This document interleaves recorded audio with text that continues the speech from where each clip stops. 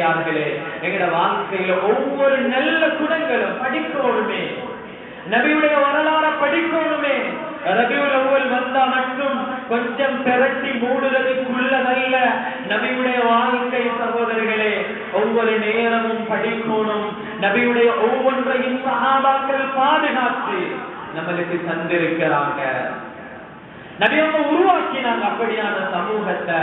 ஆனா அப்படியான ஒரு சமூகத்திலிருந்து வந்த வழித்தோன்றலாக வந்த நாம் இன்று தலைகீழாக வாழ்ந்து கொண்டிருக்கிறோம்.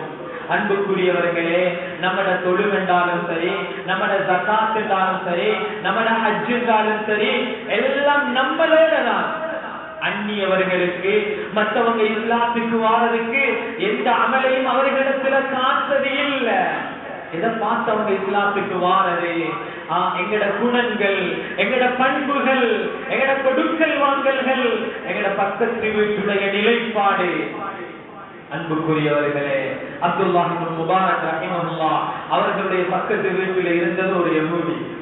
அவரை இடத்தை காலி பண்ணிட்டு போற நேரத்துல அந்த இடத்தை வாங்குறதுக்கு ஒரு ஆள் வந்தாரு. அந்த ஏரியால கூலிக்கு அந்த இடம் போகுது 2000 தீனாரோ திர்ஹமோ. இந்த யஹூதி சொன்னாரு, எந்த வீட்டுக்கு 4000. அப்ப அவரு வாங்க வந்தவர் சொன்னாரு, எப்படி இந்த ஏரியால எல்லா வீடுமே 2000 தான் போகுது, நீங்க எப்படி 4000 சொல்லுவீங்க? யஹூதி சொன்னாராம், இதுதான் சாட்சி, இதுதான் நம்முடைய பக்கத்து வீட்டுக்காரர் நமக்கு வழங்க வேண்டிய நச்சாக்கு பத்திரம். சொன்னாராம், எந்த பக்கத்து வீடு யாரு தெரியுமா? ஸ்ரீதேவியிட வீடு. அவருக்கு பக்கத்துல நீங்க இருக்க வீடு கேட்கிறீங்களே, அதுக்கு 2000 கூட. ஏன்? அவரால் எந்த சிரமமும் இல்ல, எந்த கஷ்டமும் இல்ல. ஹஜ்ரத் அப்துல்லாஹ் பின் முபாரக் ரஹிமஹுல்லாஹ் அவர்களை பற்றி அந்த யஹூதி சொன்ன வரலாறுகள் பதிந்து வைத்திருக்கிறது. அவர் கடைக்கு போனா 2 சாமான் வாங்கிட்டு வருவார். இனிப்பு பண்டாலும் சரி, உடுப்புண்டாலும் சரி. எங்கட குணம் எப்படி இருக்கிறது சகோதரர்களே?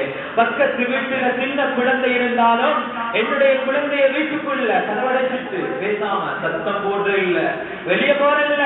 அந்த பிள்ளை வந்தா அதுக்கும் கொடுக்கணும். அன்புக்குரியவர்களே, அல்லாஹ்வுடைய நல்லடியார்களே, எங்கட உள்ளங்கள் அப்படியே இறுகி, எங்கட உள்ளங்கள்ல மனிதாபிமானம், மனித தன்மை என்பது அப்படியே எடுபட்டு போயிட்டு.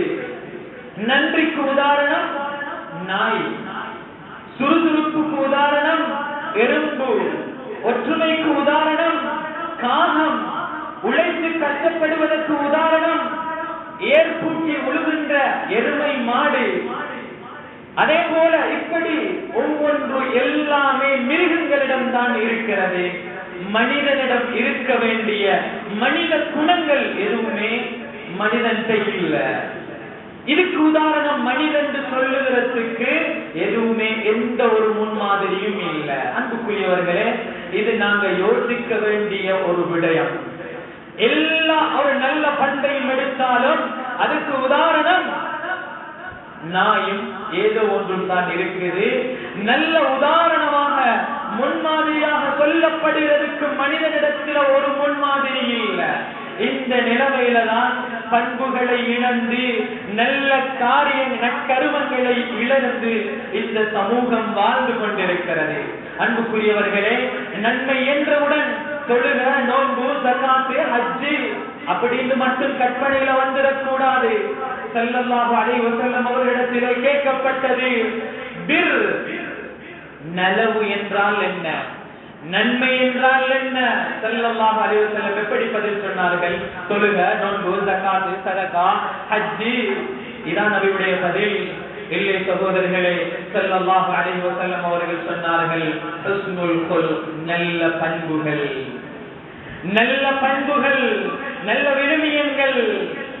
எங்கட வாழ்க்கையில நான் அல்லாஹ்விடத்துல காட்டுறதுக்கு என்னிடத்துல என்ன பண்பு இருக்குது? எனக்கு கோபம் வாரதில்ல, எல்லாரையும் மன்னிக்கிறேன், சேர்ந்து நடக்கிறேன். எப்படி ஏதாவது ஒன்று எங்கட வாழ்க்கையில எடுத்துக்கொள்ளணும் சகோதரர்களே, அன்புக்குரியவர்களே, அல்லாஹ்வுடைய நல்லடியார்களே. எனவே அமல்கள் என்பது எல்லா அமல்களும் பண்புகளை உருவாக்க, நற்குணங்களை உருவாக்க. நன்மை என்றாலே குணங்கள் தான்.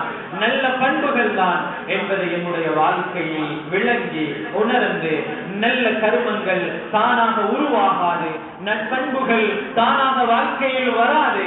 எனவே அதை நம்முடைய வாழ்க்கையில் பயிற்றுவித்து முயற்சி செய்து நம்முடைய வாழ்க்கையை எடுத்து அந்த மீதானிலே உயர்ந்த நன்மையுடையதாக மீதான். அதனாலதான் நபி சொன்னாங்க, ஒரு மனிதனுடைய அமல்கள்ல மிச்சம் பாரமானது ஹுஸ்னுல் குலுக்.